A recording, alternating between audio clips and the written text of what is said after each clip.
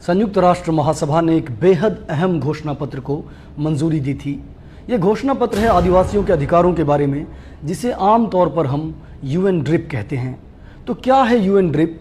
आदिवासियों के अधिकारों को लेकर इसमें क्या कहा गया है? भारत में इसे कितना लागू किया गया है? भारत में आदिवासियों के क्या है हालात और उनके लिए क्या विशेष प्रावधान किए गए हैं? आज मैं इन्हीं मुद्दों पर आपसे बात करूंगा। सबसे पहले जानते हैं इस घोषणा पत्र के बारे में। इसे बनाने में 22 साल लग गए। 2007 में संयुक्त राष्ट्र में जब इसे मंजूरी दी गई तो 4 देशों को छोड़कर किसी ने इसका विरोध नहीं किया। बाद के वर्षों में इन 4 देशों ने भी इसे मंजूरी दे दी। ये देश हैं ऑस्ट्रेलिया, न्यूजीलैंड, अमेरिका और कनाडा। घोषणा पत्र में यह कहा गया है कि दुनिया के किसी भी मुल्क में आदिवासियों को वो सारे अधिकार हासिल होंगे जो बाकी लोगों को हासिल है, लेकिन इसके साथ साथ उन्हें अपने नियम कायदे, रीति रिवाज वगैरह बनाने की विशेष छूट होगी। इसमें कुल 46 आर्टिकल यानी अनुच्छेद हैं। इनमें से मैं कुछ चुनिंदा आर्टिकल्स के बारे में आपको बताता हूं। आर्टिकल 4 कहता है कि आंतरिक और स्थानीय मामलों में आदिवासियों को आत्मनिर्णय का अधिकार होगा, उन्हें स्वायत्तता हासिल होगी, वो स्वशासन कर सकते हैं।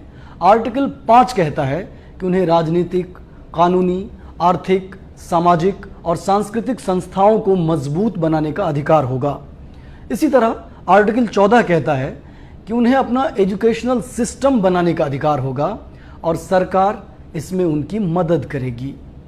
आर्टिकल 16 कहता है कि आदिवासियों को अपनी जुबान में अपना मीडिया बनाने का अधिकार होगा, साथ ही बाकी सभी मीडिया हाउसेस में बिना भेदभाव के उनकी पहुंच होगी और सरकार की जिम्मेदारी है कि वो सरकारी मीडिया में उनकी पहुंच सुनिश्चित करे। आर्टिकल 30 कहता है कि आदिवासी इलाकों में कोई सैन्य गतिविधि नहीं होगी जब तक कि वो मामला व्यापक जनहित से ना जुड़ा हो या फिर आदिवासियों ने खुद ही ऐसा करने की मांग ना की हो। भारत पहले दिन से इस घोषणा पत्र को मानता है, लेकिन जिन आर्टिकल्स के बारे में मैंने अभी आपको बताया, अगर उनको भारत में तलाशा जाए तो उल्टी तस्वीर उभरती है। मीडिया में आदिवासियों की पहुंच नगण्य है, टॉप पोजीशन में उनकी भागीदारी शून्य है। इसे ठीक करने के लिए कोई कोशिश कहीं भी नहीं दिख रही है। सीमावर्ती इलाकों को छोड़ दीजिए तो सबसे ज्यादा सैन्य गतिविधियां आदिवासी बहुल इलाकों में ही जारी है। खनिज संपदा से भरे इन इलाकों में बड़ी कंपनियों के हित में भारी तादाद में फौज तैनात है और आत्मनिर्णय के अधिकार को तो खैर जाने ही दीजिए। असल में संयुक्त राष्ट्र के इस तरह के ज्यादातर घोषणा पत्र सजावटी है। कोई देश लीगली बाइंड नहीं है इसे लागू करने के लिए, यानी इन आर्टिकल्स को लागू करने के लिए किसी भी देश को बाध्य नहीं किया जा सकता। फिर भी जिन मुल्कों ने यूएन के घोषणा पत्रों पर हस्ताक्षर किए हैं उनसे उम्मीद की जाती है कि वो अपनी नीतियां उसी मुताबिक बनाएं। अब भारत की बात करते हैं। भारत में आदिवासी के अधिकारों से जुड़े कई प्रावधान संविधान में दर्ज हैं। ये प्रावधान बेहद अहम है।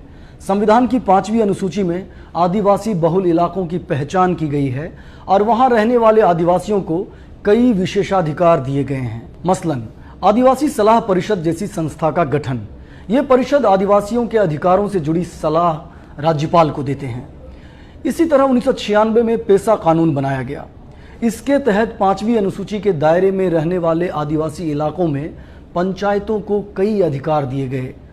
उन्हें माइनर फॉरेस्ट उपज, खनिज, वाटर बॉडीज, परियोजनाओं और स्थानीय संपदाओं समेत कई मामले तय करने के अधिकार दिए गए। 2006 में एक और कानून बनाया गया जिसे वनाधिकार कानून कहा जाता है। इसके तहत आदिवासियों को जंगल में खेती करने, लकड़ी बीनने, जंगली उपज इकट्ठा करने समेत कई हक हासिल है। इन कानूनों के बावजूद आदिवासियों के हालात क्या है ये हम सब जानते हैं। क्या इन्हें सही से लागू किया गया? इन कानूनों पर अमल किया गया? इसी साल की शुरुआत में सुप्रीम कोर्ट ने एक ऐसा फैसला सुनाया जिसने राष्ट्रीय सुर्खियां बटोरी। इसके तहत 11 लाख से ज्यादा आदिवासियों का जंगल से अधिकार खत्म कर दिया गया। अदालत ने कहा जिनके पास जमीन का पट्टा नहीं है वो जंगलों पर हक नहीं जमा सकते। मजबूत संवैधानिक प्रावधानों के बावजूद केंद्र सरकार वनाधिकार कानून को सुप्रीम कोर्ट में डिफेंड नहीं कर पाई। आलोचकों का मानना है कि सरकार डिफेंड करना ही नहीं चाहती थी। मामला बढ़ा और इस आदेश पर रोक लगाने के लिए याचिकाएं दायर की गई।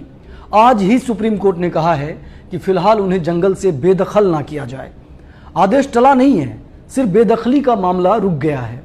इसके बाद मोदी सरकार ने वनाधिकार कानून में बदलाव का नया मसौदा तैयार किया है, जो पूरी तरह आदिवासियों के अधिकारों के खिलाफ है, संवैधानिक प्रावधानों के खिलाफ है और संयुक्त राष्ट्र में 12 साल पहले जो घोषणा पत्र पारित हुआ था उसके खिलाफ है, जिस घोषणा पत्र की बात हमने शुरुआत में की।